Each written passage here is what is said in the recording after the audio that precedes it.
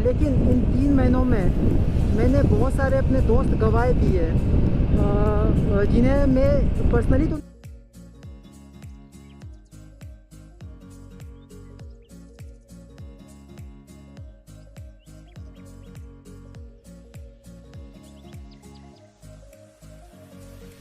Hello boys and welcome to new blog. दोस्तों 2 दिन पहले दिल्ली में एक एक्सीडेंट हुआ था जिसमें 2 लोगों की मौत हो गई है। उनसे तो मेरा कुछ खास बॉन्डिंग नहीं था, बट मैं उनके कांटेक्ट में डेली रहता था और मीन्स उनके वीडियोस वगैरह सारे देखता था। तो आज का जो वीडियो है वो उन लोगों को डेडिकेटेड है और इसमें हम बहुत सारी सेफ्टी के मेजर्स बात करेंगे, क्यों ऐसा एक्सीडेंट होता है और जबकि इतने एक्सपीरियंस राइडर की डेथ हो जाती है। तो फिर हम लोग तो 6-7 महीने में चला रहे हैं, तो चलते हैं राइड पे और बातें करते हैं। 510 का डाल देना।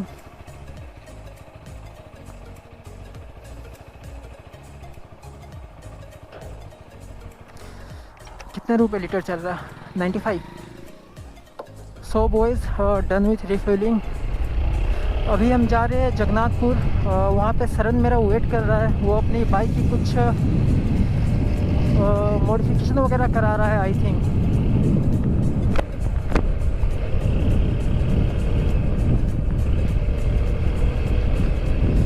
बॉयज़ बाइक चाहे कोई भी हो, 150 सीसी की हो, 600 सीसी की हो, 650, 1000 सीसी की, कोई भी बाइक हो, any bike can kill you. So आप इस पर कभी भी ओवर कॉन्फिडेंट ना हो। ओके, मैंने बाइकिंग अराउंड 6 मंथ से स्टार्ट की है और ब्लॉगिंग 3 महीने हुए मुझे स्टार्ट किए हुए। और इस 3 महीने में मैं बहुत सारे बाइकर्स को जान गया था। बहुत अच्छे अच्छे मेरे दोस्त भी बन गए थे सिर्फ इस बाइकिंग की वजह से। लेकिन इन 3 महीनों में मैंने बहुत सारे अपने दोस्त गंवाए भी है, जिन्हें मैं पर्सनली तो नहीं जानता था, लेकिन मैं उनके कांटेक्ट में रहता था, उनके वीडियोस देखता था, उनसे इंस्पायर होता था किस तरह से मोटो ब्लॉगिंग करना है, कैसे करते हैं। थोड़ा थोड़ा उन लोगों की मैं कॉपी भी किया करता था।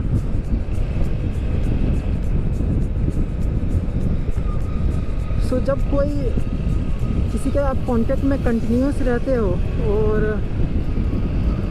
अचानक से आपको पता चलता है कि उनकी बाइक एक्सीडेंट में डेथ हो गई है, तो आपको बड़ा बुरा फील होता है। मेरी कोई उन भाइयों से कोई बॉन्डिंग तो थी नहीं, बट मुझे 2-3 दिन बुरा फील हो रहा था, दिल भी भारी भारी लग रहा था। सो आप हमेशा अपनी सेफ्टी का ध्यान रखें। ओके, अभी हम उनके बारे में बात करेंगे। मुझे ज़्यादा कुछ तो पता है नहीं वो एक्सीडेंट कैसे हुआ। इनफैक्ट किसी को भी पता नहीं है वो एक्सीडेंट कैसे हुआ, लेकिन जो भी हुआ बहुत बुरा हुआ। बाइक की कंडीशन आप देख सकते हैं कैसी है। तो हमारे 2 भाई थे, एक यश भैया थे और एक राहुल भाई।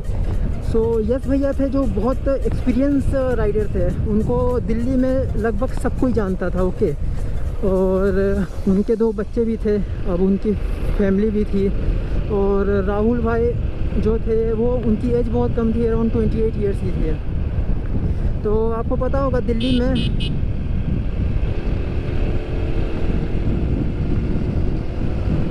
में सारे लोग संडे को राइड करते हैं अपनी अपनी।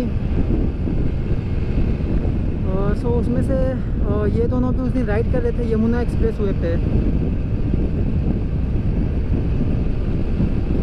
और यमुना एक्सप्रेस वे पे बाइक जो चलती है बहुत स्पीड चलती है, बहुत ज़्यादा स्पीड। सो यश भैया, जैसा मुझे सुनने में आया है, यश भैया पीछे थे, उनका कुछ बैलेंस बिगड़ा, उनको किसी कार ने ओवरटेक किया। ओके, और कार वालों को भी ये समझना चाहिए बाइक्स की जो स्पीड होती है वो बहुत ज़्यादा होती है, तो वो बाइक से कम्पीट नहीं कर सकते हैं। सो यश भैया का बैलेंस बिगड़ा और उन्होंने यश भैया BMW S1000 RR चला रहे थे, BMW S1000 RR। और हमारे जो यश भाई थे, राहुल भाई थे, वो चला रहे थे हायाबुसा। सो यश भाई ने उन्हें एक टक्कर मारा, शायद उनका ब्रेक नहीं लगा या बैलेंस बिगड़ गया, इसके बारे में कुछ पता नहीं है। सो उनके पीछे जो राइडर थे वो बता रहे थे। सो राहुल भाई की जो है उनकी वहीं पे डेथ हो गई ऑन द स्पॉट, हॉस्पिटल ले जाते। और यश भैया को उन लोगों ने ICU में एडमिट किया और रात के 12 बजे पता चला कि यस भैया अभी ये दुनिया को छोड़ चुके हैं। सो जब कोई एक्सपीरियंस बंदा इतना एक्सपीरियंस हो के भी बाइक एक्सीडेंट में अपनी ज़िंदगी गंवा देता है ना, तो खुद को एक लगता है कि यार हम तो अभी नए हैं, हमें तो कुछ आता भी नहीं है। उनके पास काफ़ी अच्छी अच्छी बाइक्स थी, Ninja H2R, BMW S1000RR, Yamaha R1M। और सबसे बुरा मुझे राहुल भाई के लिए लगा, क्योंकि उनकी उम्र सिर्फ 28 ईयर थी और उनकी एक 4 साल की बेटी भी थी। बट क्या कर सकते हैं। सो जो लोग भी राइड करते हैं वो लोग सेफली राइड करें, ओके। ये मत सोचे ये 1000 सीसी की बाइक है, 650 सीसी की बाइक है, कोई भी बाइक आपको किल कर सकती है। सेफ्टी का हमेशा ध्यान रखें। और हेलमेट आप हमेशा डो टेफरूट हेलमेट पहने। यहाँ के लड़के आजकल 800-900 के हेलमेट पहन के या 1800-1900 के हेलमेट पहन के बाइक को हवा में उड़ाते हैं। और आपका हेलमेट कभी भी लूज़ नहीं होना चाहिए। मान लो भगवान ना करे जब आपका कभी एक्सीडेंट हो जाए, सो ये हेलमेट आपके सर का एक हिस्सा होना चाहिए, फुल्ली टाइट। बाइक को एंजॉयमेंट के लिए चलाए, ओके। कभी भी किसी से कम्पीट ना करें। आप देखते होंगे सरन की बाइक मेरे से कितना आगे भागती है। वो मुझे हमेशा बोलता रहता है यार तू 80 के ऊपर जाता नहीं है। लेकिन मैं बाइक को कभी भी ईगो में नहीं चलाता हूँ। मुझे पता है इस बाइक की कैपेसिटी नहीं है उस बाइक को कम्पीट करने की, और मुझे उतना एक्सपीरियंस भी नहीं है बाइक चलाने का, बस मैं नॉर्मली चलाता हूँ।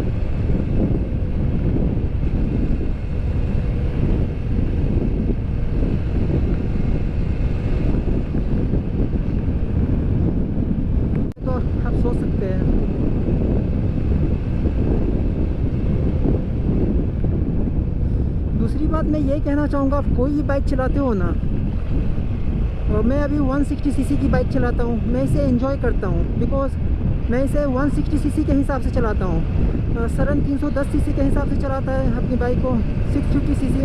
अगर आप इस बाइक को 310 सीसी के से कंपेयर करोगे तो आप खुश नहीं रह पाओगे, आपको वो एंजॉयमेंट नहीं मिलेगा इस बाइक को चलाने में। तो आपके पास जो है उस बाइक को आप मज़े करें, एंजॉय करें, किसी से कंपेयर ना करें, ओके।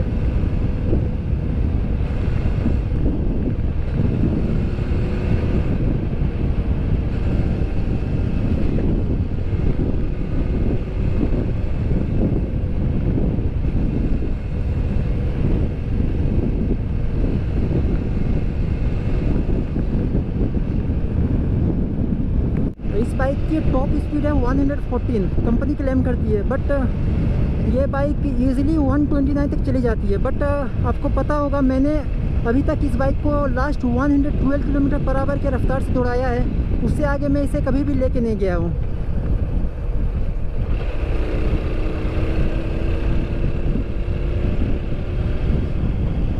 जब मैं नया नया राइड करता था, सरन मुझे कितनी बार बोलता था यार तू 80 के ऊपर जाता ही नहीं है, बट मैं फिर भी उसकी बात को माइंड नहीं करता था बिकॉज मुझे पता था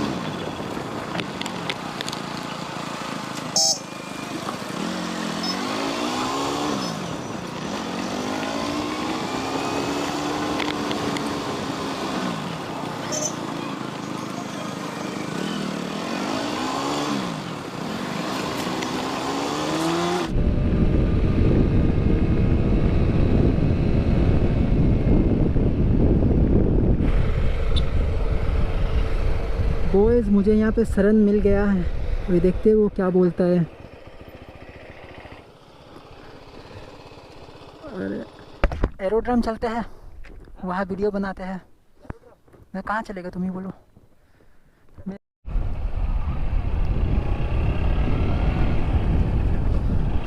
सो बॉयज़ यहाँ पे कुछ खाते पीते हैं और फिर अपना काम करते हैं।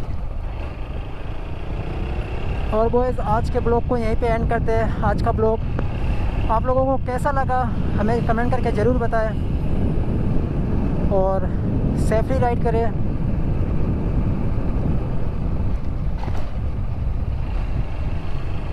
Thank you for watching my video और इस चैनल को सब्सक्राइब ज़रूर कर दें। बॉयज़ लाइन से लगी हुई है गाड़ी, कितनी खूबसूरत लग रही है। वैसे अभी नो एंट्री का समय है, सो ये सारे गाड़ियाँ वेट कर रहे हैं। लोग को यहाँ पे एंड करते हैं। Thanks for watching. अपना ख्याल रखें और बाइक को सेफली राइड करें। डोंट टैप रूट, हेलमेट पहने और भी बहुत सारी चीज़ें। Thanks for watching my video और इस चैनल को अगर आपने सब्सक्राइब नहीं किया है तो सब्सक्राइब ज़रूर कर दें।